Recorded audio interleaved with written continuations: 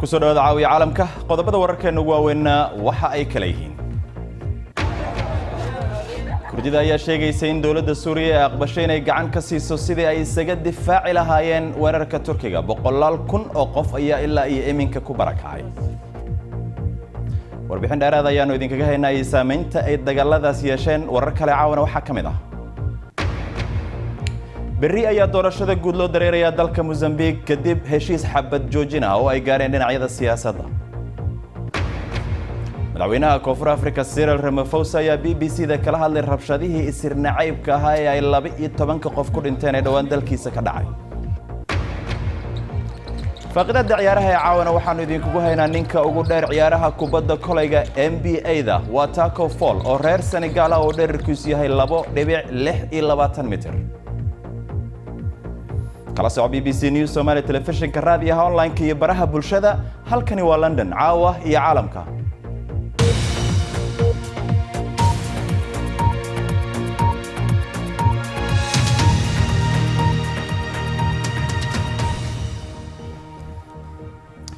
habeen wanaagsan daawadayaal waa anigu Maxamed Cabdi Xaraar idin la socodsiinaya barnaamijka caawa aan ku bilaabe kurdida Suuriya ayaa sheegtay in dawladda Suuriya ay ogolaatay inay gacan ka siiso sidii ay isaga difaaci lahaayeen weerarka Turkiga ciidamada Suuriya ayaa ku sii jeeda xadka waqooyi si ay uga hortagaan howlgalka ciidamada Turkiga ee gobolka Kurdidu haystaan ee dalkaasi heshiiskan ayaa yimid kadib markii ay ciidamada Mareykanka ee Kurdida la xulafada ay halkaasi isaga baxeen bal aan eegno muuqaaladii ugu dambeeyay ee Suuriya inaga soo gaaraya waa ciidamada Suuriya oo hub iyo kolonyo gaashaaman sita waxa la sheegayaa inay u ruqansadeen aaga Caynul Ciisa oo ku dhow Dalcabeyd maamulka Kurdida ayaa sheegay inay iyagu gacanta ku haynayaan siyaasadda iyo amniga gobolka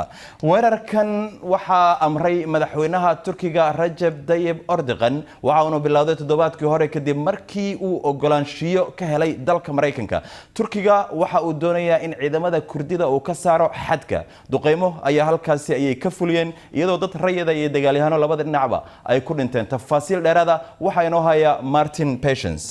I mean, it's been extraordinary. America's stunning withdrawal. Bixitaanka Mareykanka ee waqooyi bari ee Suuriya ayaa waxay noqotay mid iyadu gabi ahaanba bedeshay sidii halkan ay wax uga socdeen Kurdidu imika waxa ay xulafo la noqdeen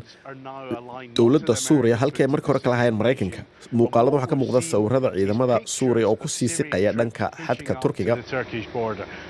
waxay sheeganayaan Kurdidu in ciidanka Suuriya ay isku tixi doonaan xadka Turkiga laakiinse waxay la tahay in ciidamada Suuriya ku soo jiray 8 sanadood dagaal aanay awooddaasi lahayn ee waxa jirto in propaganda badan la fidinayo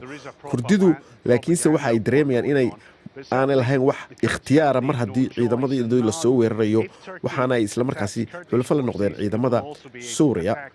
kuwaas oo ay taageersan yihiin Ruushka iyo Iiraanba arrintan hadaba wax walba way isku murginaysaa dagaalkii halkan ka soo dhacdana way isku murginaysaa laakiin Kurdidu waxay uga dan leeyihiin in ay waxoogaa nabadgelyo ku helaan arrintan isku murugsan وهاجاك هدي أنا دي بقول نقولنا واشنطن يجوان كي أمريكان كي كلا بحين عيدمه دي جوجي وقوي سوريا مدحوينه دونالد ترامب أيا برتيس تويتر كصادقة إذن وجدي كردية وقوي سوريا جوجا استجوا شيء إن يصير دينيان محابس أساسي وأمريكان كهال كاسي دي بقول صنقضه برتيس تويتر كورك وصادقة وح ومدحوينه يري أمريكان كو وح أي جعنتا كهاين نيان بيرو أي جعنتا كهاين محابس فربضان أو أيساسا كردية يو تركيا وإن أنا يصير دين محابستا أيو oo halkaasi joogta waxay ahayd in mar hore ay Europe dib u qaadato codsiyo badan oo aan u dirnay awadood waxa iminka waa inay qaataan buu yiri Europe waligoodna Mareykanka looma ogolaanay inay dib ugu soo noqdaan haddaba wali 100 qof ayaa ku nool xeryo ku yaala waqooyiga Suuriya qaarkood waa caruur waxa kamid ah 3 agoomaha oo ka yimid magaalada London oo daadooda ay u dhaxayso 6 ilaa 10 sano jir Cabdiraxmaan Bidaan Xaaji Daahir ayaa inoo haya siligan dabadiisa waxaa jooga caruurtii ay ka tagtay khilaafada islaamiga ah tani waxay ahayd toddobaad ka horun weerarka Turkiga caruurtan oo dhani aabba iyo hooyo ma laha waalidkooduna waxay ku dhinteen dagaaladii Daesh waa halkan meesha aanu kula kulannay haddaba Amira waa gabadh yar oo u dhow inuu ilowdaba qofkii ay ahayd Amira waxaa laga kaxeeyay Britain iyadoo 5 jir ah laakiin waxay xasuustaa noloshii laga qaaday oo weli wax yar u sii ifaysa waxaan aadi jiray goobaha lagu ciyaaro waxaan u tegi jiray madadaalo halkani maaha goobteedii waxay u baahan tahay in la badbaadiyo in badan oo ka mid ah ayaa xanuunsan ama dhaawac ah carruurtan hiba waa 8 jir jidhkeeda waxaa ka muuqda calaamado naxlin leh aad ayay u naxdin badan tahay in la tilmaamo nabarradii maskaxda gaadhay maalmihii ugu dambeeyey khilaafada ee baaquus ayaa weli sii qoto dheer weerarkii lagu qaaday baaquus ayaa boqolaal ku dhimatay duqaynta isbahaysigu ku burburiyeen bakhaaradii hubka ee daacish haddaba carruurtan oo ku soo jiray khatar ayaa haddana iminka mid hor leh ay la soo gudboonaatay toddobaadkan ciidamada turkiga ayaa soo gaadhay xeradan amnigiina faraha ayuu ka baxay boqolaal ayaa halkan ka baxsaday agoomaha halkan ku xaraysan cidina ma oga meel ay jaan iyo cidhib dhigeen weligeedba suuriya may ahayn meel ammaan u ah dadka lahaya maxaabiista ahaa waxaana imika dhici kartaba in carruurtaasina sidaasiba lagu waayo وهاجاك بلمركن هدي أنو جنو قضبة كلا يكجرا ورر كعوة. guddiga doorashooyinka Tunisia ayaa goordhow shir jaraa'id kaga dhawaaqay natiijooyinka horudhaca ah ee doorashooyinka dalkaasi. Natiijada ayaa muujinaysa in Qays Saciid oo helay 27% tirada codaynta halka Nabil Karoui uu helay 27%. Masar Saciid waxa uu ka oleeyay inuu ilaalinayo waxa uu ugu yeeray qiyamkii kacdoonkii Goga Carbeed. Ninka la tartamayay ay warbaahinta aad ku hadlaysay waa Nabil Karoui waxa laga sii daayay xabsiga maalmo ka hor codaynta intaanay dhicin. مشروع تلالك عذرك الدبيشة يا كسر الفلبين كديم مركي ودن كود ديوان قليي كيسس كي وجهوري عذرك السجال طبعا سنة كديم لا بكيس يلا ديوان قليي بشي سبتمبر إسلام مركانا أفر كيس ولا جش كيا يلا باريا كلسوني ده شعب كا برنامج ده تلالك يا حصول عادي سنة كي لابد كوني تطبيق طبعا كي كديم مركي الدولة الجوجسين بحيث تلالك قندة كان عادة عبس لقى قبل بتقب كذا درتت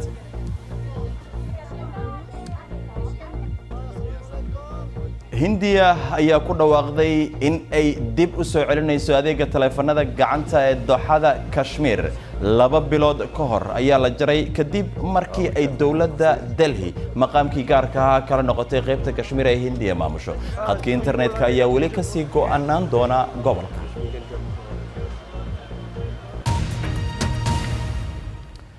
وهاجاك بري تلادة dalka Mozambique waxa ka bilaabmaya doorashooyin qaran waa doorasho tijaabo oo ah heshiiskii nabadeed ee Agoosto ay kala saxiixdeen xisbiga talada haya ee Frelimo iyo xisbiga mucaaradka ee Renamo waa doorashadii ugu horeysay ee la qabanayo iyadoo aanu qayb ka ahayn hogaamiye Afonso Dhlakama kaasi oo sanadkii hore ka qayb galay heshiis ayaa la gaaray kadib dhimashadii Afonso Dhlakama iyadoo ay soo kordhayaan kacdoonka kooxaha islaamiyiinta ee waqooyiga Mulid Haji ayaa inoo haya warbixintan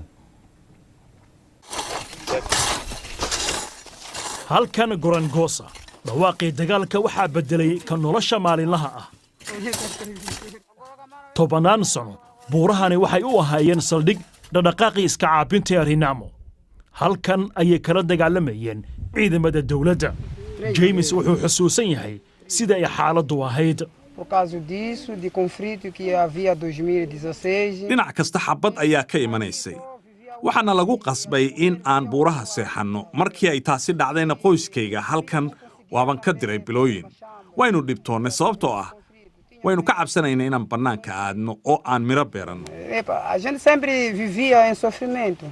dagaalkii sokeeye ee Mozambique wuxuu socday 17 sano wuxuuna galaaftay nolosha malaayiin qof nabad aan caga adag ku taagnayn ayaa la gaaray 1992 wixii xilliga ka dambeeyay labada xisbi siyaasadeed ee waaweyn ayaa si la yaab leh xabad joojin u gaarayay mararka qaar rabshado ayaa dhacayay dadkuna way baxsanayeen August xabad joojin cusub ayaa la gaaray James Blake markii aan weydiiyay inay sii jiri doonto nabaddu esse acordo de paz kani waa heshiiskii saddexaad ma filayo inay tahay tii ugu dambaysay haddii nabaddu sii jirto 2 ama 3 sano marka waxaan dhihi karnaa way jiri doontaa labada dhinac ayaa wada olole laakiin shaki yar ayaa ka jira midkood guulaysan doona xisbiga talada haya Frelimo ayaa waddanka maamulay ku dhawaad nus qarni lama filayo inay taasi isbedesho laakiin iyadoo qayb ka ah rasaas joojinta waxay aqbaleen doorashada gudoomiyaasha gobolada sidaas darteed taageerayaasha mucaaradka waxa laga yaabaa inay haystaan wax ay u dabaaldegaan qaybtooda renamo waxay aqbaleen hubdhigis ha yeeshee badi dagaalyahankooda weli waxay ku sugan yihiin xarumahooda hoggaamiyahoodana usuufa momadi ayaa loolan kala kulmaya qaarkood gaar ahaan kuwa nabadda diidan muhiimaddu waxa ay tahay haddii dadku aanay rumaysan in si nabada codkooda lagu maqli karo waxa keliya ay samayn karaan waa in codkooda lagu maqlaa qori caaradii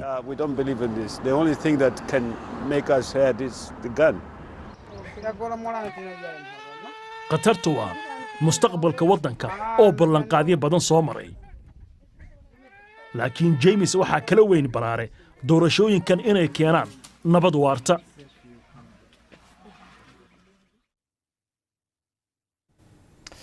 mar walba waxaad nagala socon kartaan BBC Somali Facebook fadlan raadi BBC News Somali halkaasi oo aad ka heli doonto muuqaallo falanqeyn dheeraad iyo wararka ugu waaweyn si aad u hesho wararkii ugu dambeeyay ee Soomaaliya caalamkana nagala soco BBC Somali Twitter iyo Instagram iyo waliba YouTube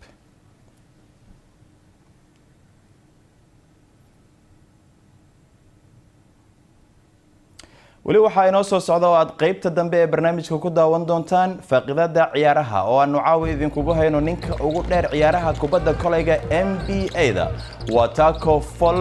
oo reer Senegal ah oo dhererkiisu uu yahay 2.26 mitir qodobka iyo qodobo kale oo waaweyn ayaanu qaybta dambe idinkugu haynaa qadar nashaah dabadeed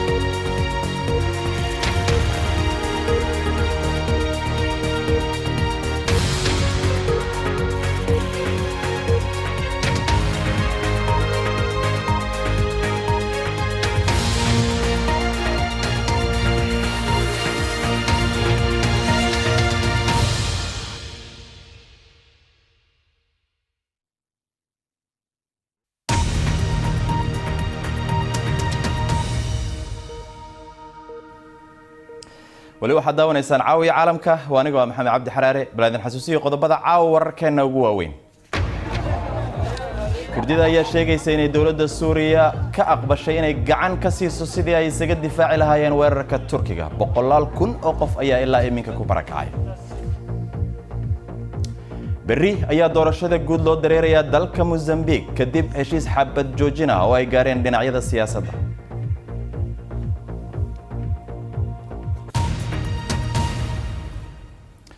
madaxweynaha Koonfur Afrika Cyril Ramaphosa ayaa sheegay in si degdeg ah aanan loo maxkamadeyn doonin shakhsiyaadka la sheegay inay ku lug lahaayeen musuqmaasuqa madaxweyne Ramaphosa oo iminka ku sugan London si uu uga qayb galo shirka ganacsiga Afrika ayaa BBC-da la hadlay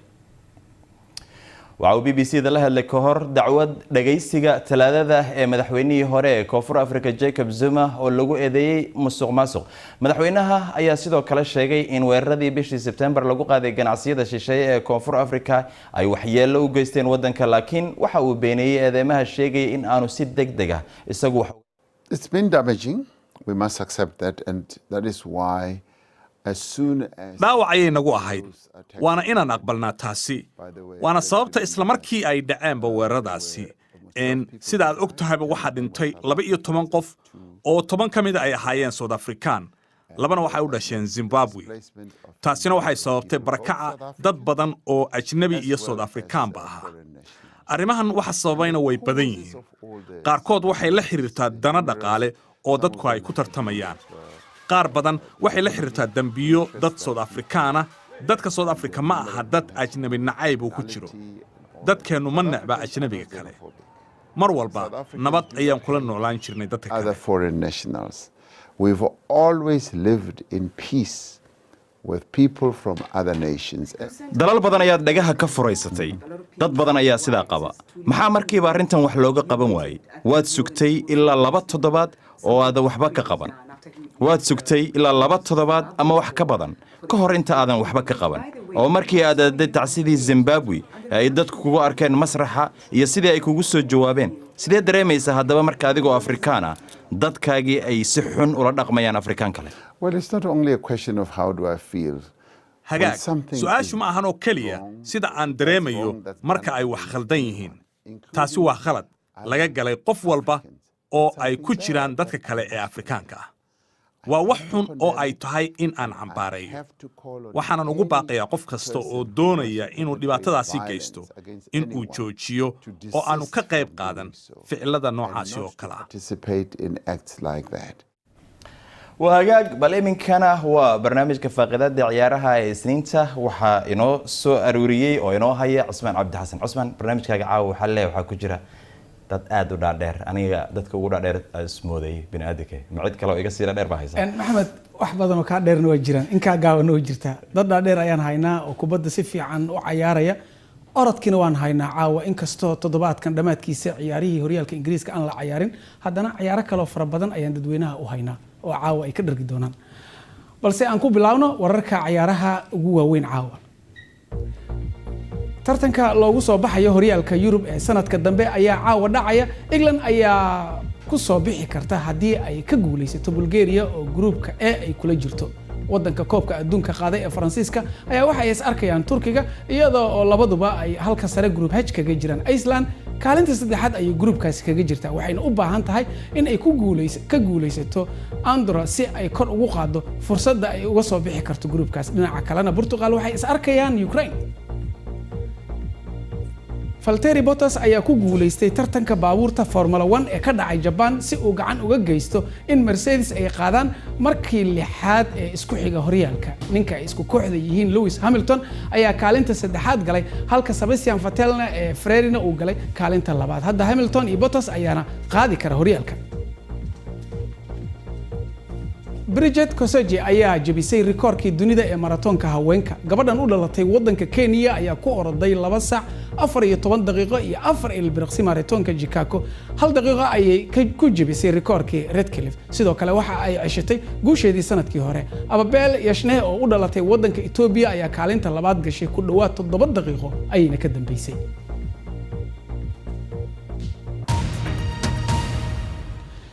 Eliud Kipchoge oo Kenya u dhashay ayaa noqday orodyahankii ugu horeeyay ee orodka dheer ee maratonka ku orda in ka yar 2 saacadood isaga oo 20 ilbiriqsi dhimay orodyahankan oo 34 jir ah waxa uu orday 42 kilomitir waxa uuna ku orday 1 saac iyo 59 daqiiqo iyo 40 ilbiriqsi tartanka oo ka dhacay sabtigii magaalada Vienna ee wadanka Austria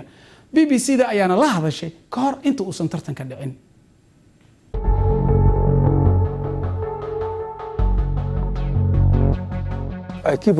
waxaan mar walba sameeyaa waxa ay la tahay dadku inaanay samayn karaynin sababtuna waxa weeye anigu ma aaminsaniba in bani'aadamku uu xad leeyahay waxaan u baahannahay inaynu aragno qofkii bani'aadamkii ugu horreeyey arrinkaasoo kale taariikh ka reema waa sidii qofkii ugu horreeyey ee isagu dayaxa caga dhigtay oo kale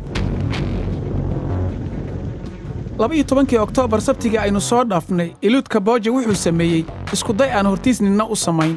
in ka yar 2 saac ayuu orodka dheer ku sameeyey Monza Italy ayuu 2017 markii ugu horreeyay isku dayay in ka yar daqiiqad barkeed ayuuna ku waayay xilliga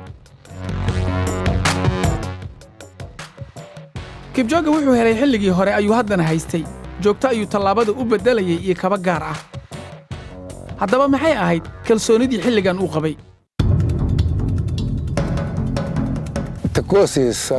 carbiskaygani waa wax iska caadi ah waxa weeyaan inaan toos u ordo 4.4 kilomitir leexasho keliyana waxay noqonaysaa iyadu 9.6 kilomitir waxaa halkan ka buuxana dad badan oo iyagu raba in ay taariikhdaasi la qorayo warkhaati ka noqdaan orodka 90% toos ayuu ahaa sidoo kale qabanqaabiyaashu muhiim ayay u ahayd in hawadu ka hur yaraato sidii ay ahayd Monza si kabooji uu helo in jirkiisa uu si wanaagsan ula qabsado cimilada dhinaca kalena muhiimad kale ayaa jirtay markay halkan kula joogaan taageerayaal waxaa jirta in ay ku dhiirigelinayaan markaa way fiican tahay inaad mar walba haysato dad kula dhinac taagan xagga dhiirigelinta si loo gaaro 1.59 daqiiqo waa in xaaladaha oo dhan ay sax ahaadaan inta uu tartanka socdo halkani waa xaruntii Kibooji uu joogi jiray toddobaad kasta 6 maalmood oo ka mid ah marka la barbardhigo sidii uu ahaa 2017kii isbeddel badan ayaa ku dhacay jir ahaan si fiican ayuu u dhismay dhan kasta marka laga eego jir dhismeedkiisa iyo awooddiisaba si weyn ayay isu beddeshay sanadkan waxaannu haddaba ku soo kordhinnay ciyaaraha iyo tababaraduba ay noqon doonaan qayb ka mid a barnaamijkayga barnaamijka carbiska waxaan ku soo darnay mid la isku dayayo in lagu xoojiyo isaga oo lagu buuxinayo hoosudhicii 2017kii si wanaagsan ayaannu isku diyaarinay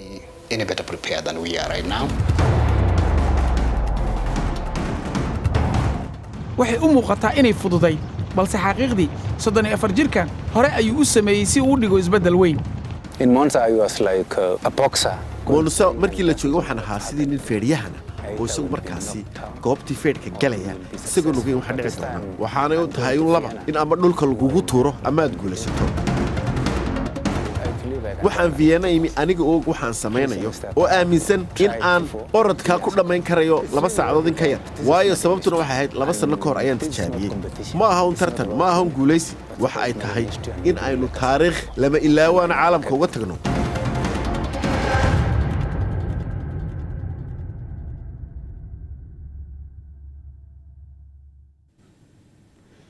in aad guul ka gaarto kubadda kolayga uma baahno oo kaliya inaad noqoto ciyaaryahan aad u wanaagsan waxa sidoo kale aad u baahan tahay inaad noqoto qof aad u dheer sidaa darteed la yaab ma ahan in dhirir gaaraya 2.26 mitir aad noqoto Taco Fall calafkiisa ayaa saan noqday waxa uu ciyaarta bilaabay wiilkan Senegal u dhashay 6 sano ka hor guul ayuuna ku tallaabsaday waxa uu heshiis la galay naadiga la yiraahdo Boston Celtics waxa uu noqonayaa ciyaartooyga ugu dheer taariikhda NBA-da Qaalib Baaruud ayaa inoo haya shakhsiyan dhirirkayga waan jeclahay balse way adag tahay inaan helo dhar ama kabo kani waa Taco Fall waa ninka ugu dheer xiriirka kubadda kolayga dherarkiisu waa 2.26 mitir kabaha uu xidhaa Maraykanka nambarkoodu waa 22 diiwaanka NBA-da wingspan ayaa ahaa 2.3 mitir cunug yaroo Senegal ka yimid ayaan ahaa 6 sano ka hor ayaan basketballka bilaabay 23 jirkan ayaa u dhashay Senegal weligii hore umuu ciyaarin kubadda kolayga markaan ciyaalka ahaa waxa kaliyoon doonayay waxay ahayd in aan daawado kartuunada markaan iskuulka ka soo baxo ayaydayna basketballka ayay daawan jirtay waan murmi jirnay sababtoo ah hal TV ayaa gurigeenna yaallay iyana waxay doonaysay inay daawato horyaalka basketballka hadda basketballka ayaa noloshayda noqday haddii aanan maalin ciyaarin waan u xiisoodaa riyadaydu way rumooday dhabtii waan riyoonayaa falaqaynta ciyaaraha ee caawana intaa ayaynu ka gaarnay haynoo joogto halkaasi maxmed cusmaan cabdixasan aad iyo aad u mahadsantahay markii aan eegno sheekooyinka had noo soo deysay mislada ciyaaraha kala duwan haddii orod noqon lahayd ama basketball noqon lahayd Afrika ayay aadeen markaad aragto orod ama ciyaaraha kaleeto oo xirfadaha gaarka u baahan Afrika kaalin weyn ayay ka qaataa inkastoo kubadda cagtana aysan ku liidano ragga dunida ugu caansan sida Mo Salah iyo haddaad aragto Afrika ka soo wada jeedaan labada dhinac Afrika way haysaa sidoo beleeyay ciyaaruhu Afrika ayay u dambeyn doonaan ugu dambeyntiina kumanaan kun oo qof ayaa isugu soo baxay Myanmar xafladda Tadiya Good nalalka toddobaadkan bandhigan oo sidoo kale loo yaqaan ciidda ilayska Myanmar ayaa la qabtaa maalinta dayax 15aadka uu yahay uu dayaxu buuxo kumanyaal qof ayaa shumac shita dalka oo idil si ay u qadariyaan diinta Buddha xusno wararka ugu dambeeya BBC Soomaali waxaad ka heli kartaan bbc.com/somali inta ayaan ku soo afmeerayaa barnaamijka caawiya caalamka oo ku mahadsantiin daawashadiina inta aanu mar kale dib u kulmi doonno sida iyo nabadgelyo